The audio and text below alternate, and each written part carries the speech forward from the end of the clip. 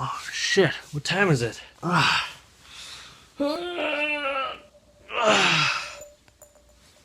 Fuck guys, it's time to get the fuck up and do this! Oh shit man, oh shit!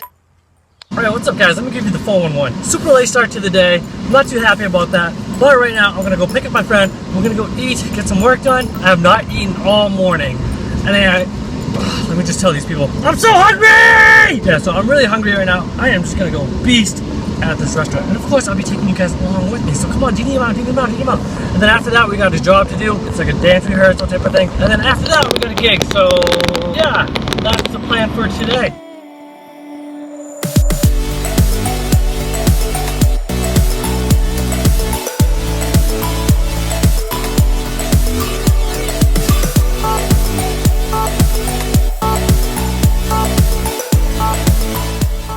Wait, waffles? They got pancakes. They got them? They got pancakes. Are they vegan? Yeah. Oh fuck. What is this? They don't look big enough. What is this?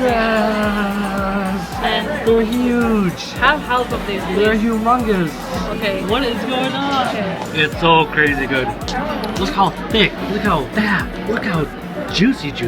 And this really tastes like chicken period. It's kind of like too crazy. Juicy.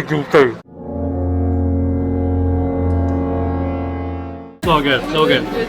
No wasted valuable nutrients. You see, I'm not bloated and I don't have food, baby, because I ate slowly. Free luncheon. Oh yeah. Free luncheon. Alright guys, surprise. We're at a Starbucks, working again, as usual, per usual. That's how we do, that's how we live. And food was really good, right? And no food baby. Well, for me, I have a mini food baby. Just a little. It's slowly, guys, it's slowly. Eat slowly, yeah. That tofu was like, really tastes like chicken period. Yeah. It was like kind of freaky. French toast was so good, so And good. then the waffles, thick, juicy. Waffles, fuck. I mean, French toast.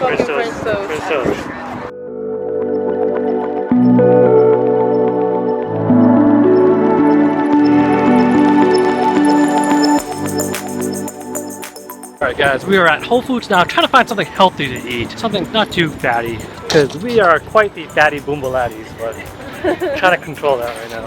You know I'm trying to be healthy when I'm eating that brown rice. But any rice is good rice. A little more. Just a little bit more. This is vegan. Yeah. That thing in the back. Should I get some here? Oh, can I?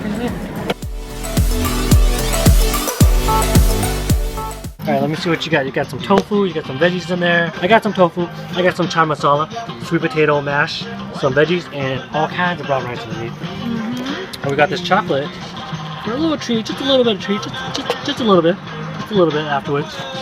And this new song by Red Hot Chili Peppers is pretty bomb, to be honest. TBH.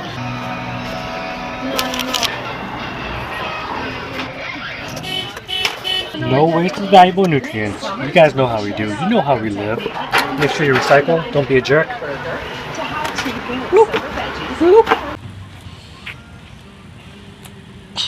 What the hell is wrong with my hair today? Chocolate time, guys. Just a little bit of juicy. See if I can do this one-handed. That's really good. Yes, it clouds.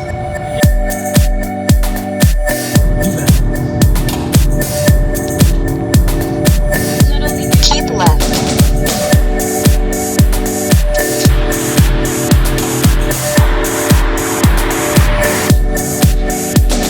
Look at this parking job, guys. It is tight. I know where we can go. I know where we can go.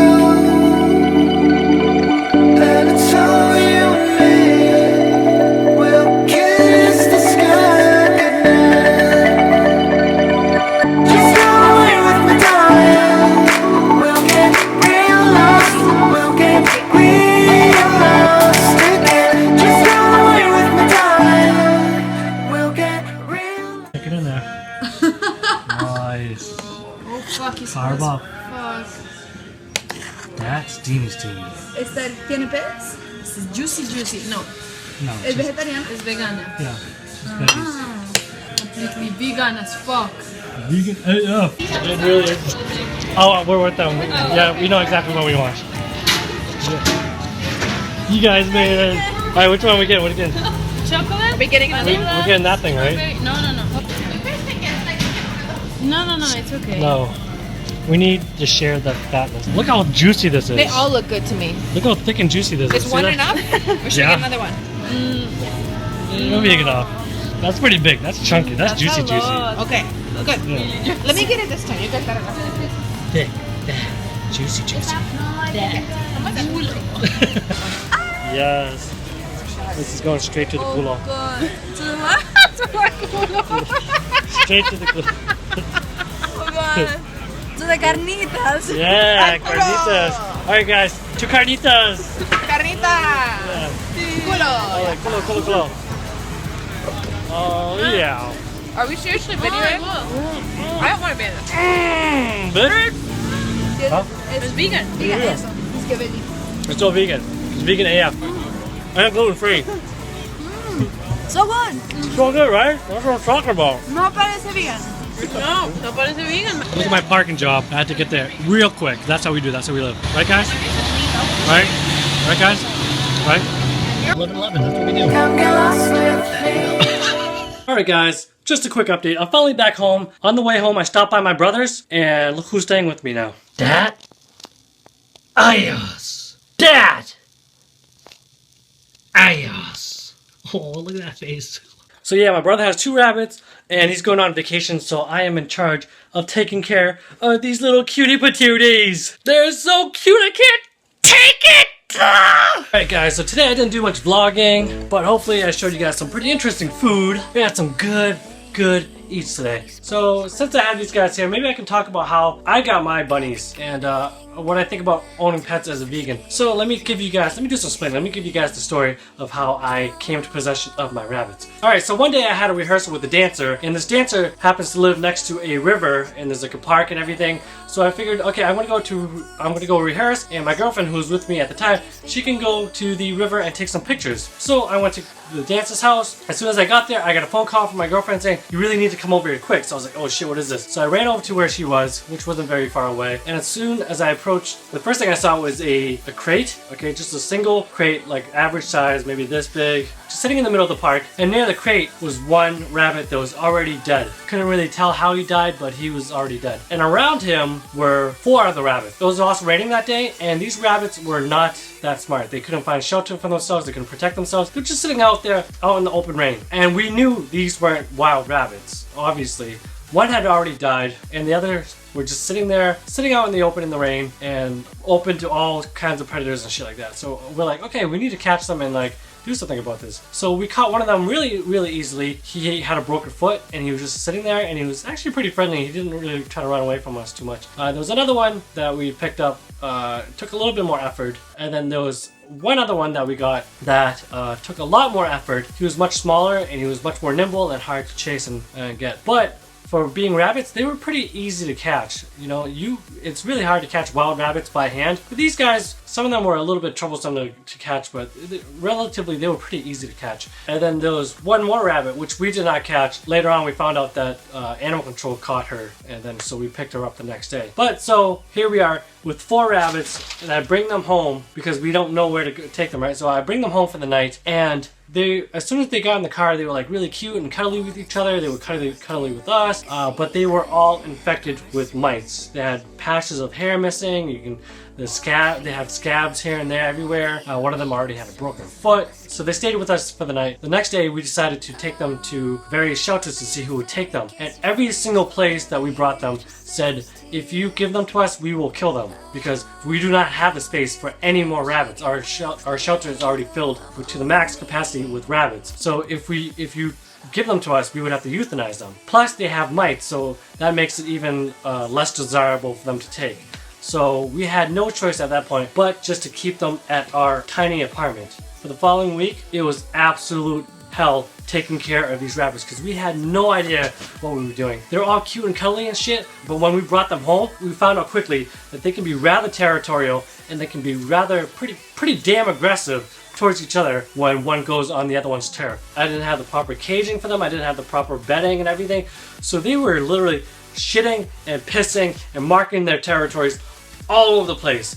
Under my bed, under the couch, and it was so hard to keep them separated. They would just constantly fight all the time. They just wanted to dominate the whole house and have the turf, everything for themselves. So my days were just spent cleaning up after the piss and shit and stopping them from fighting each other. And every time I left the house, like I would try to like put them into their own corners, into their own rooms, but every time they would like run and hide under the bed, under the couch, and I would have to sit there for like literally half an hour at each time trying to chase them and pick them up and put them back into their corners. The only thing that kept them in their place was these cardboard boxes, which obviously they can just break through really easily. But they would crawl under my bed and I would have to like lift up the entire fucking bed and to push them out. And then as soon as I would put the bed down, they would come running back in somehow and get right back under the bed.